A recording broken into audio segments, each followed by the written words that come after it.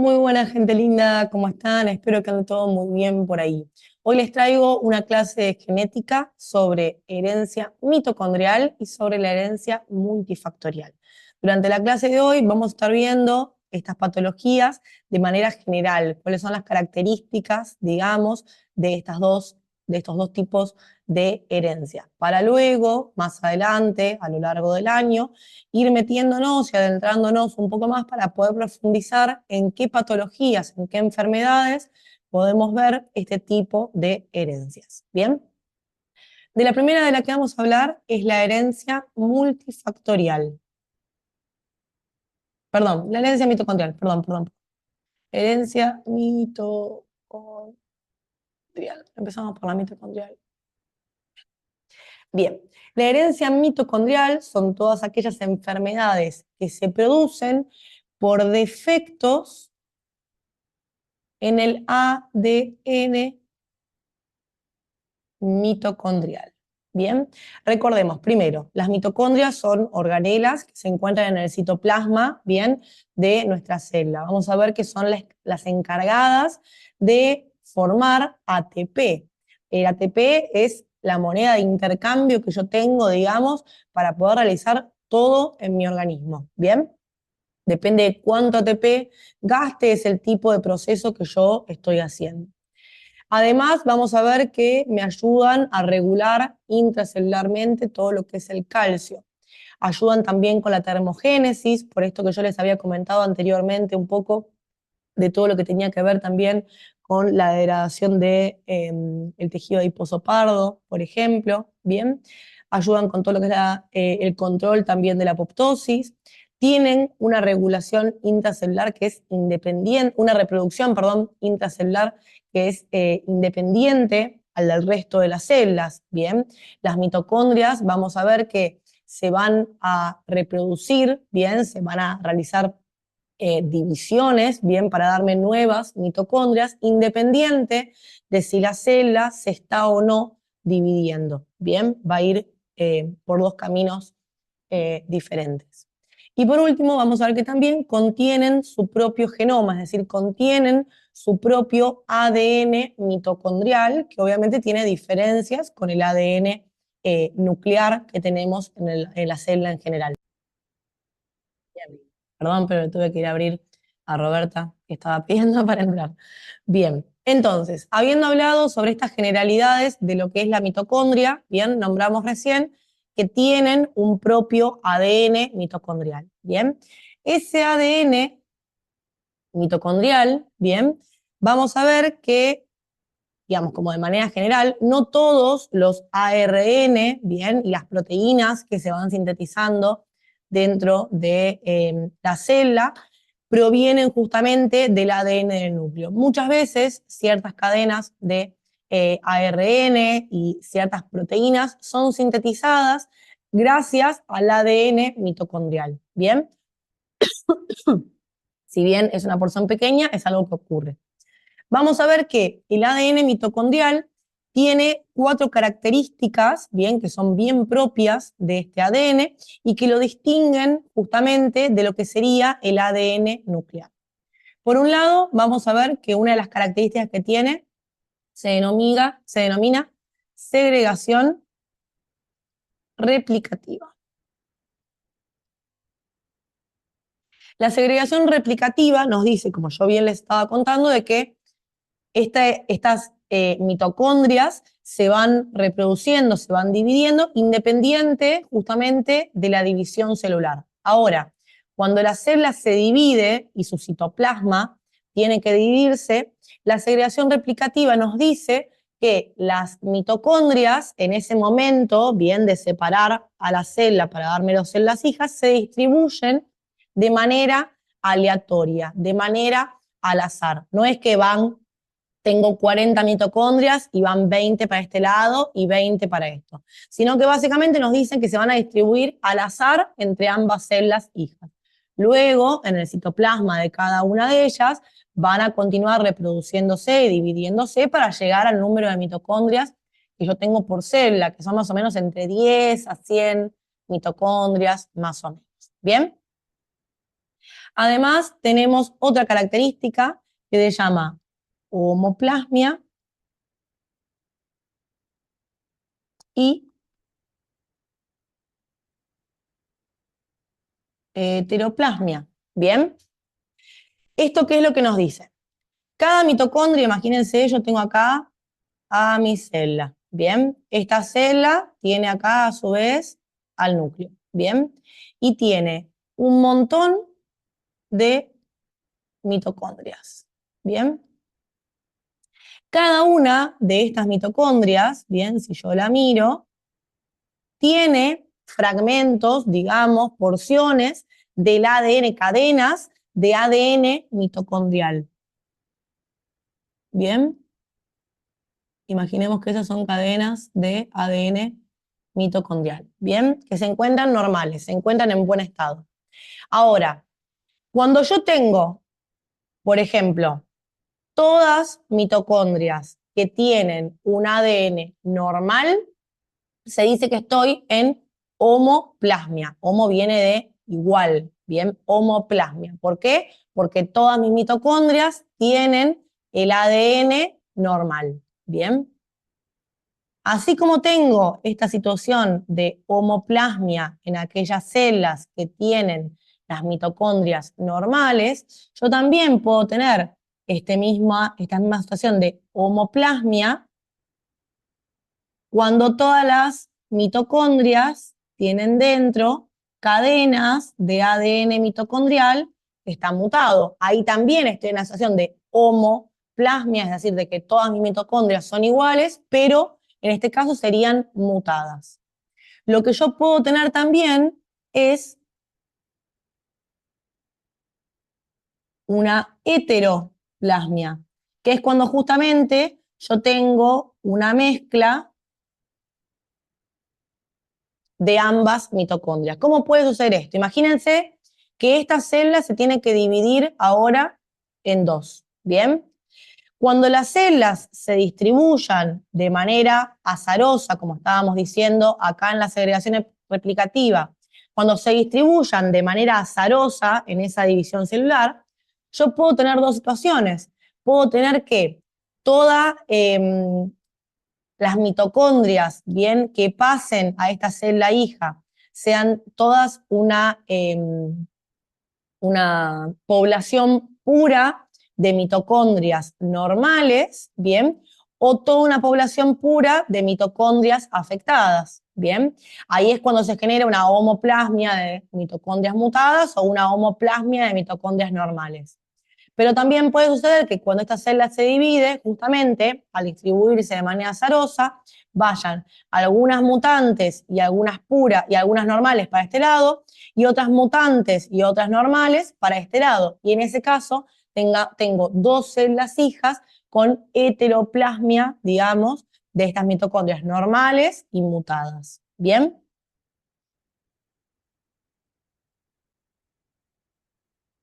Vamos a ver que en estas solamente vamos a hablar de un tipo de patología con herencia mitocondrial, que es el síndrome de Lake, ¿bien? Pero de manera general podemos decir que, básicamente, la expresión en el fenotipo, ¿bien?, de justamente alguna mutación en el ADN mitocondrial, va a depender de la cantidad de células, ¿bien?, que presenten mitocondrias mutadas. Y cuántas mitocondrias por célula yo justamente tenga con esa mitocondria, ese ADN mitocondrial mutado. ¿Bien? ¿Por qué? Porque vamos a ver que justamente esto va ocurriendo a medida que las mitocondrias, justamente, imagínense que solamente en una célula, una mitocondria tuvo una mutación. Esa mitocondria se reproduce, me da dos mitocondrias más, me da 4, 6, y vamos aumentando el número de mitocondrias. Esa célula se divide, me puede dar homoplasmia o heteroplasmia en las células hijas. A su vez, esas células se van a dividir. Entonces, en general, las apariciones en el fenotipo, bien, de aquellos trastornos que tienen herencia mitocondrial, vamos a ver que no aparecen apenas nazco, bien, sino que van a ir apareciendo con el tiempo. A medida que el ADN mitocondrial se reproduzca y que cada vez yo tenga más mitocondrias mutadas y cada vez más células con mitocondrias mutadas, es que la enfermedad va a ir apareciendo en el fenotipo, ¿bien? En un primer momento no aparecen, justamente es como que yo no tengo suficiente carga genética mutada para superar el umbral que hace que a mí se me manifieste, que se vea en el fenotipo, ¿bien? Pero eso va a ir dependiendo básicamente con el tiempo, va a depender de la carga de mitocondrias mutadas, ¿bien? De la cantidad de tiempo que haya pasado, y en base a eso vamos a ir viendo que los síntomas van a ir apareciendo de manera paulatina y la enfermedad, a medida que vaya pasando el tiempo, va a ser cada vez más grave, ¿bien? Por último, la otra característica que tiene es la herencia materna, ¿bien? En el momento en que se unen el espermatozoide y el ovocito secundario, digamos, vamos a ver que luego se va a transformar en óvulo, recuerden, vamos a ver que todo el citoplasma, todas las mitocondrias que lleva el propio espermatozoide se terminan perdiendo y son eliminadas en el momento de la fecundación. Por lo tanto, todas las mitocondrias provienen de la madre. Provienen justamente ¿por qué? Porque recuerdan que el ovocito secundario, bien, cedía, el óvulo en realidad, cedía todo su citoplasma, bien, el espermatozoide solo aportaba, digamos, el material genético de su núcleo, bien, y bueno, el centriolo ahí que lo cedía. Pero en sí, bien, todo lo que es el citoplasma y todas las organelas provienen justamente de ese óvulo, es decir, son heredadas a partir de la madre. Por lo tanto, cualquier trastorno que yo tenga en el ADN mitocondrial proviene por defectos en el ADN mitocondrial que tenía mi mamá. ¿Bien? Otra característica del ADN mitocondrial no es particularmente de estas tres importantes, pero tengan en cuenta de que también tienen una velocidad, bien, una mutación espontánea que puede producirse en ese ADN, que es mucho más rápida y mucho más grande que en el ADN nuclear. ¿Por qué? Porque el ADN mitocondrial, cuando se va replicando, no tiene enzimas, básicamente, que ayuden, bien, a poder fijarme de que este ADN esté en correctas condiciones. No tiene enzimas que se encarguen de reparar al ADN mitocondrial. Por lo tanto, si alguna mutación ocurre, es más probable que se pase por alto, bien, y que justamente se dé continuidad a que esa mitocondria mutada se siga dividiendo, bien. Además, tengan en cuenta de que dentro de las mitocondrias se produce toda la cadena respiratoria, entonces está mucho más expuesta a la formación de radicales libres, ¿bien? Que el resto de lo que es el ADN nuclear, por ejemplo, que está más lejos de toda lo que sería la fosforilación oxidativa, ¿sí? Lo van a ver más adelante con bioquímica. Ojo con confundir a la herencia mitocondrial, ¿bien? Ojo con confundirla con las enfermedades mitocondriales, ¿bien? Son dos conceptos diferentes. Una cosa es la herencia mitocondrial y otra cosa son las enfermedades mitocondriales. Las enfermedades mitocondriales son un grupo muy heterogéneo de patologías en las que justamente yo tengo alguna falla a nivel de la mitocondria, es decir, donde ocurre la cadena respiratoria, ¿bien? En general está acompañada por lesiones a nivel de lo que serían los músculos y también por algunas encefalopatías, ¿sí? Pero tienen que ver con que falla, en realidad, no por mutaciones en el ADN mitocondrial, sino por la falla de alguna enzima que participa en esa cadena respiratoria, en lo que sería la producción del ATP. En general ocurre porque hay déficit, por ejemplo, de alguna enzima, ¿bien? Y que me termina generando este tipo de patologías. La única patología dentro de la herencia mitocondrial de la que vamos a hablar nada más que dos pavadas sobre esta patología, porque la vamos a terminar de entender más adelante, creo que en la segunda era, si no me equivoco, ¿bien? Pero es el síndrome de Leigh. El síndrome de Leigh, justamente, tiene una herencia mitocondrial. Y es una neurodegeneración, progresiva, como yo les contaba, de inicio temprano, y que va justamente sumándole síntomas a lo largo de las siguientes semanas, los siguientes meses, los siguientes años de vida. ¿Bien? Es una enfermedad que es heteroplásmica, es decir, que voy a tener en cada célula algunas mitocondrias mutadas y otras mitocondrias que no están mutadas. ¿Bien? Vamos a ver que, además de ser una neurodegeneración progresiva, como yo les comentaba, ¿bien? De inicio temprano, ¿bien? Y que se acompaña con otras cosas que vamos a nombrar dentro de unos segundos, ¿bien? Tengan en cuenta que es una encefalomiopatía, que lo que va generando es una necrosis, básicamente, en ese tejido nervioso, ¿bien? Y va generando lesiones a nivel de lo que es el tronco encefálico, ¿bien? Y de todos los ganglios de la base del cerebro, ¿bien? De manera general, podemos decir que tiene una prevalencia, por suerte, que es baja, es de 1 cada 36.000 recién nacidos vivos es que pueden presentar esta patología. Y genéticamente podemos ver, bien, que se presenta por 3 tipos de causas, bien, puede ocurrir por 3 causas diferentes. Por un lado tenemos que es una patología que puede ser autosómica recesiva, es decir, puede ocurrir por defectos justamente en el ADN nuclear y que tenga un patrón de herencia autosómico recesivo como las que estuvimos viendo anteriormente.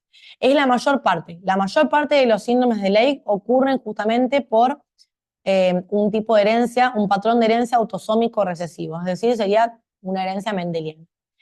Tenemos otro grupo que puede ser ligadas al sexo, es decir, ligada al cromosoma X, ¿bien? Por defectos en una enzima que es la PDH, ¿bien? La piruvato deshidrogenasa. Pero otro pequeño grupo, ¿bien? De este síndrome de Leigh ocurre justamente por alteraciones en el ADN mitocondrial, ¿bien? Es decir, que se heredan por parte de la madre, ¿bien? Obviamente nosotros nos estamos concentrando en este grupo, ¿no? Que se hereda por alteraciones en el ADN mitocondrial. Clínicamente vamos a ver que estos pacientes nacen de manera normal, ¿bien? El primer año de vida los chicos no suelen presentar síntomas, por esto que yo les decía. ¿Por qué? Porque todavía no tengo suficiente cantidad de células con suficiente cantidad de mitocondrias mutadas, ¿bien? Se van a ir generando con el tiempo a medida que esas mitocondrias y que esas células se vayan dividiendo y reproduciendo. Entonces, los síntomas, ¿bien? En esta patología aparecen más o menos antes, ¿bien? De los 12 meses de vida. Pero no es que nacen y enseguida lo tienen, ¿bien? Sino que van apareciendo con el correr de los meses, ¿bien? Más o menos para el año de vida ya comenzaron con estos síntomas, ¿bien? Entre esos síntomas tenemos justamente todas las lesiones del sistema nervioso central que yo les había comentado, ¿bien? Yo les comenté recién en el tronco encefálico y en todo lo que sería los ganglios de la base, ¿bien? Pueden tener también necrosis, como yo les comentaba, en todo lo que sería el tallo encefálico. Tienen un retraso psicomotor, que es muy importante. Tienen además una hipotonía, ¿bien? Esto es muy importante, la hipotonía. ¿Por qué? Porque piensen justamente que las mitocondrias, ¿sí? Son las encargadas de formar ATP. Y nosotros bien sabemos, ¿sí? Que las mitocondrias, que el músculo, perdón, y las fibras musculares necesitan de ATP para que se produzca la contracción, ¿bien? Si yo no tengo suficiente cantidad de mitocondrias que estén formando suficiente cantidad de ATP, no voy a poder tener la energía suficiente para que se produzca la contracción. Entonces tienen una hipotonía. Tonía viene del tono muscular, ¿no? De la contracción. La hipotonía es un tono muscular justamente menor a lo que debería tener. E inclusive tienen como muy poco movimiento en lo que son los miembros. A medida que la enfermedad va progresando, van perdiendo justamente la movilidad en esas extremidades. ¿Bien? Además, pueden presentar convulsiones. ¿Bien? Pueden presentar también ataxia. Pueden presentar también de manera general, ¿no? Ciertas hepatopatías o cardiopatías, ¿bien?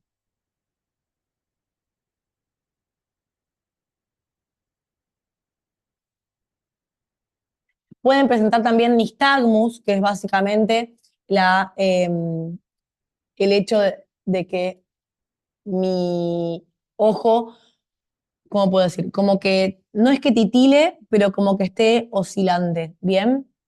Y se produce muchas veces por la debilidad, justamente, de ciertos músculos bien externos del ojo. Es como que queda ahí como oscilante en el momento de fijar la mirada. Bien.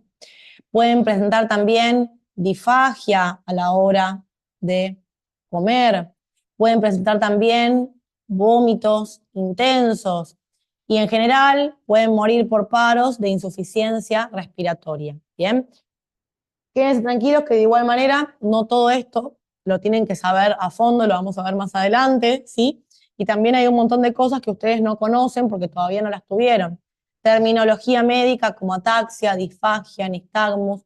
Entonces quédense tranquilos que lo que es importante de esto es que ustedes se recuerden que es una enfermedad neurodegenerativa que es progresiva, bien, justamente porque para que se exprese en el fenotipo tengo que tener muchas mitocondrias mutadas en muchas células diferentes, bien, que inicia temprano, inicia antes de los 12 meses de vida, que puede ocurrir por diferentes causas y una de ellas es por alteraciones en el ADN mitocondrial y que tengo un montón de sintomatología que va a ser propia, digamos, de todo esto. Para el diagnóstico de este síndrome de Leigh, obviamente, bueno, un buen interrogatorio para intentar buscar antecedentes familiares, preguntar sobre cuándo arrancaron los síntomas, investigar un poco mejor sobre estos síntomas. Pero además hay estudios que son claves para poder terminar de tener certeza en el diagnóstico, ¿no? Uno de ellos es la resonancia magnética de cerebro, ¿bien? Acá en esta resonancia magnética es un estudio por imagen, que básicamente lo que se busca es encontrar esas lesiones en lo que serían los ganglios de la base y en el tronco cerebral, ¿bien? Además, podemos también hacerles un laboratorio, ¿bien? En el laboratorio me voy a dar cuenta que tienen aumentado el ácido láctico en el líquido cefalorraquídeo y en la sangre. ¿Por qué el ácido láctico? Cuando nosotros hacemos actividad física intensa, bien, yo voy al gimnasio, por ejemplo, y realizo una actividad física y le demando a mi músculo más de la cantidad de oxígeno que yo estoy enviando, ¿bien? Entonces, ¿cuál es el problema? En vez de que mis células hagan una glucólisis aeróbica, bien, es decir, de que puedan romper la glucosa con la presencia de oxígeno, tienen que comenzar a romper la glucosa, pero con una falta de oxígeno. Entonces empiezan a hacer procesos de glucólisis anaeróbicas, sin la suficiente cantidad de oxígeno. ¿Por qué? Porque si yo estoy corriendo, por ejemplo, no me da la cantidad de oxígeno que ingreso por minuto para la que estoy necesitando para todos mis músculos, ¿bien? Entonces, ¿qué es lo que produzco en esa glucólisis anaeróbica? Produzco ácido láctico. El ácido láctico es lo que genera el dolor muscular al día siguiente de que yo voy al gimnasio, ¿bien? Entonces, en este caso, si mis células tienen un ADN mitocondrial que está mutado y tengo mitocondrias mutadas, son mitocondrias que no están realizando correctamente toda la formación de ATP, bien, y no están realizando correctamente toda la parte de la glucólisis aeróbica que debería estar ocurriendo y de toda la parte de la cadena respiratoria que ocurre en sí, toda la fosforilación oxidativa que ocurre en sí adentro de la mitocondria. Entonces, consecuentemente, mi célula se ve obligada a realizar glucólisis anaeróbicas en las cuales justamente yo termino produciendo ácido láctico. Por eso se ve aumentado el ácido láctico tanto en el líquido cefalorraquídeo como en la sangre. ¿Bien? Además de esto, puedo hacer un diagnóstico etiológico. ¿Bien? Para esto se utilizan análisis bioquímicos, que lo que se hace es buscar justamente el problema subyacente, el defecto, digamos, en la producción justamente de energía. ¿Bien? En general se intenta buscar a esta PDH, a esta piruvato deshidrogenasa que yo les había comentado que podía ser una de las causas justamente de que se produzca la enfermedad. ¿Bien? Y por último, yo puedo también hacer un diagnóstico a partir de justamente la miopatía que yo voy a tener producto de este defecto en el ADN mitocondrial. Bien, si yo observo una imagen del músculo, bien, por ejemplo, del músculo de las extremidades, hago un corte transversal, recuerden que yo veía a las células como de esta manera en el corte transversal, las fibras musculares. Acá veía por ahí algún nucleocito, bien, de ellas, pero yo las veía de esta manera. Cuando yo veo justamente en este tipo de patologías, encuentro que muchas veces se ven un tipo de fibras que se llaman fibras musculares rojas desgarradas. Desgarradas. Que básicamente es un fenotipo, bien, que aparece histológicamente, ¿no? En el que justamente tenemos proliferación de ciertas mitocondrias, justamente mutantes, dentro de estas fibras musculares, que hace que se vean en el microscopio de una manera en específica. De vuelta, detalles que yo les comento que no es necesario que se aprendan demasiado. Tengan en cuenta que obviamente es una patología que no tiene un tratamiento curativo. Yo no puedo curar a este paciente. Todo el tratamiento que se va a hacer, digamos, es un tratamiento paliativo para intentar mejorar la calidad de vida en ellos. Bien, dentro de las cosas que se pueden utilizar son, por ejemplo, ciertas vitaminas o ciertos cofactores, bien, que terminan actuando justamente para disminuir, por ejemplo, la cantidad de radicales libres. Se utiliza también para intentar ayudar un poco a todo lo que es el funcionamiento de esa célula, pese a tener básicamente las mitocondrias mutadas, ¿bien? Y para aquellos pacientes que tienen déficit, ¿bien?, de la piruvato deshidrogenasa, se han propuesto dietas que sean cetogénicas. De nuevo, no se preocupen demasiado por entender estos conceptos porque son un montón de cosas de bioquímica que ustedes van a ver recién el año que viene, ¿bien? Y que no tienen por qué saberlas demasiado, ¿bien? Pero sepan que no hay tratamiento curativo, bien, solo paliativo, bien, para la enfermedad. Y el pronóstico, obviamente, tienen una esperanza de vida que está reducida a muy poquitos años, bien, en general no son pacientes que obviamente van a llegar ni a adultos ni a viejos, bien. Por último,